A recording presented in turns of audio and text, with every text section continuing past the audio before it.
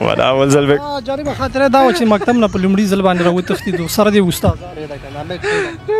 که ای وروره ما ته یې ویلې ما ته پوهېږې ما ته یې ویلې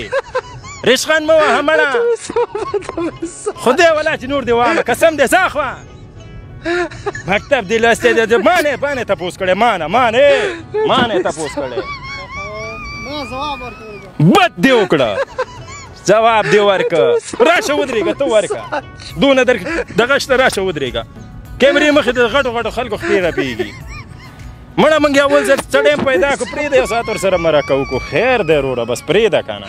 خیر د کوم شعر ووایه ورکړه تا وایي چې لږ شعر مې خوښېږي زموږ شعرونه لږ د عاشقۍ دي که نه وروره خیر د عاشقۍ